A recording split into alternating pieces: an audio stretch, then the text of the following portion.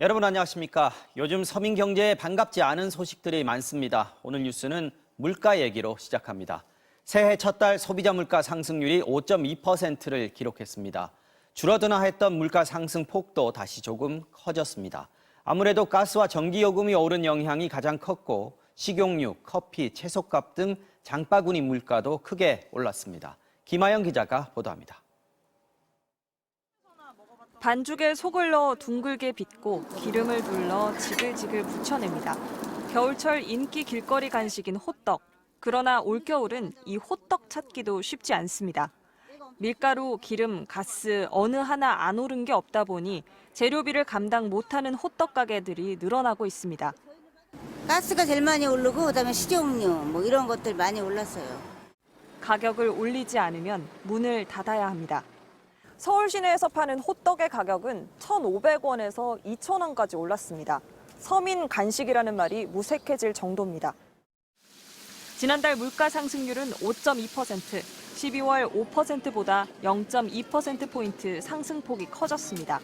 전기, 수도, 가스 등 공공요금이 28.3% 오르며 지난 2010년 이후 물가 상승에 미친 영향이 가장 컸습니다. 전기요금은 지난해 4월, 7월, 10월에 올랐고 올 1월에 또 9.5% 오르면서 지난해 같은 기간보다 29.5% 급등했습니다. 도시가스는 36.2%, 지역 난방비가 34% 올랐습니다. 여기에 줄줄이 가격이 오른 가공식품 영향도 적지 않았습니다. 가공식품은 10.3% 올랐는데 품목별로는 커피 17.5%, 빵 14.8%, 스낵 과자가 14% 뛰었습니다. 한파로 채소값도 올라 특히 오이, 파와 양파가 20-30%씩 급등했습니다. 8%를 웃돌던 외식비는 7.7%로 내려오긴 했지만 여전히 높아 부담을 덜었다고 볼 수는 없습니다. 일단 점심 더 저렴한 거를 찾는다든지 아니면 취미생활을 좀 줄인다든지 이런 식으로 지출을 좀 줄이고 있습니다. 외부에서 많이 사 먹다가 사내 커피가 좀 더 저렴해서 더 자주 먹게 되는 것 같습니다. 한국은행은 이달에도 소비자 물가 상승률이 5% 안팎이 될 것으로 보고 있습니다. MBC 뉴스 김아영입니다. 지난달부터 오른 전기요금, 이번 달 고지서에 반영돼서 곧 나올 텐데요. 가스요금 그렇게 올랐는데 전기요금은 또 어떨까 걱정 많이 되시죠? 평균으로 하면 4인 가족 기준으로 11,200원 정도 오를 것으로 계산됐습니다. 여기에 서민의 연료라고 불리는 액화석유가스, LPG 가격마저 꿈틀거리고 있습니다. 임상재 기자의 보도입니다. 2살 배기 아이를 키우는 문소영 씨는 올겨울 유독 전기 제품을 많이 쓰고 있습니다. 분유용 전기포트는 하루 종일 켜놓고 젖병 살균기도 수시로 사용합니다. 육아용품도 많고 전기를 쓸 일이 많이 있거든요. 아기가 있어서 좀 아끼고 싶어도 계속 틀어놓을 수밖에 없는 상황이라. 그렇죠. 지난달부터 오른 전기요금은 이달 나올 고지서에 반영됩니다. 4인 가구 겨울철 월 평균 사용량을 기준으로 계산한 1월 예상 전기요금은 56,550원. 1년 전에 비해선 약 25%, 11,200원이 오를 것으로 예상됩니다. 전기 사용량이 적은 취약계층도 6,510원 더 낼 것으로 보입니다. 올겨울 전기료 걱정은 또 있습니다. 전기요금은 사용량에 따라 킬로와트 시당 요금이 최대 7배까지 늘어나는 누진세가 적용됩니다. 난방비를 아끼려고 전기 난방 제품을 너무 많이 썼다면 예상보다 비싼 고지서를 받을 수 있다는 소리입니다. 가스비 아끼려고 전기 난로를 사용하고 있는데 전기료까지 같이 오른다면은 많이 부담이 올 것 같습니다. 식당, 노점상, 택시 등이 주로 쓰이는 LPG 가격도 심상치 않습니다. 사우디아라비아 국영 석유회사 아람코가 2월 국제 LPG 가격을 프로판 기준으로 톤당 $200, 33% 넘게 올렸습니다. 월 인상폭으론 최근 10년 새 가장 큽니다. 국내 가격은 아람코가 책정한 가격에 연동해 결정되는데 킬로그램당 200원 이상 오를 거라는 게 업계 설명입니다. 인상된 가격은 다음 달부터 반영될 것으로 보입니다. 가격이 더 크죠. 우리 가스비 오르게 되면 내 마진이 적으니까. 난방비에 전기요금, 여기에 LPG 가격까지 서민들의 시름은 깊어지고 있습니다. MBC 뉴스 임상재입니다.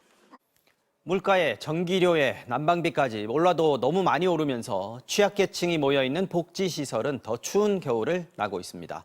빠듯한 운영비로 도저히 감당할 수 없는 지경이 됐다는데 부정석 기자가 이곳들 사정을 살펴봤습니다. 40여 명의 장애인이 생활하는 한 보호시설입니다. 지난해 12월에 도시가스비는 350만 원. 1년 전과 비교하면 43%인 100만 원이나 올랐습니다. 이달에 내야 할 1월 난방비는 얼마나 더 나올지 걱정입니다. 한파가 이어지는 데다 장애인 보호시설이다 보니 난방비를 줄이기는 쉽지 않습니다. 12월에서 1월 사이가 제일 추웠지 않습니까? 그러다 보니까 지금보다 아마 훨씬 더 많은 좀 금액이 고지될 것 같아서 지금 좀 많이 걱정입니다. 경남 고성의 다른 장애인 시설. 심야 전기로 난방을 하는데도 12월 전기 요금만 400만 원에 육박했습니다. 이곳 역시 1년 전보다 100만 원이나 더 내야 합니다. 한 달 운영비 700만 원의 절반 이상을 난방비로 내다 보니 당장 차량 운행과 사무용품 같은 비용을 줄여야 할 형편입니다. 난방에 대해서 이렇게 되면은 다른 이제 우리 시설 운영에 필요한 경비는 거의 없다고 보거든요. 하지만 정부가 내놓은 난방비 지원 대상에 장애인 보호시설은 빠져 있습니다. 기초생활수급 대상자나 차상위 계층도 보호시설에 들어가면 난방비 지원 대상에서 제외됩니다. 식비도 비상입니다. 한 명당 식비가 2,800원 수준이지만 식자재 값이 계속 오르면서 비교적 싼 대체 식자재를 쓰고 있습니다. 금액이 제한되기 때문에요. 그 금액에 맞춰서 식단을 짤 수밖에 없고요. 이제 식단이 부실해지죠.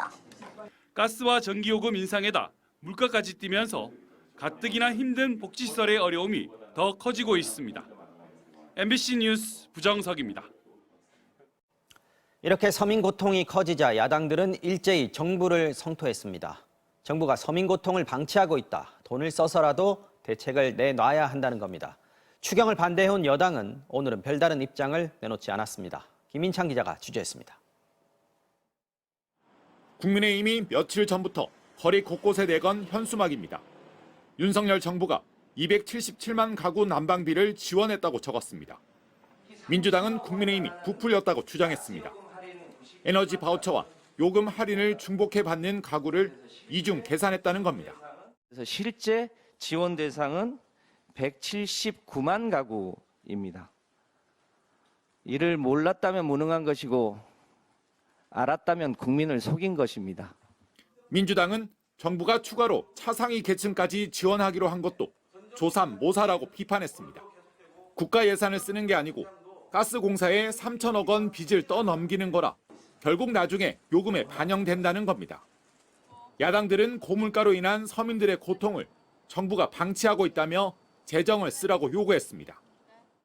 지금 대한민국은 전쟁도 자연재해도 아닌 정부에 의한 총체적 난국입니다. 정부 출범 6개월 만에 역대 최악의 정부를 향해 달려가고 있습니다. 민생에 대한 핵폭탄으로 악화되기 전에 우리 민주당이 제안한 30조 원 민생 프로젝트 협의에 적극 나서 주실 것을 촉구합니다. 국민의힘은 추경에 반대하는 입장이 달라지지 않았습니다. 빚을 더 낼 수도 없고 물가 잡겠다며 돈을 더 푸는 것도 맞지 않다고 주장했습니다.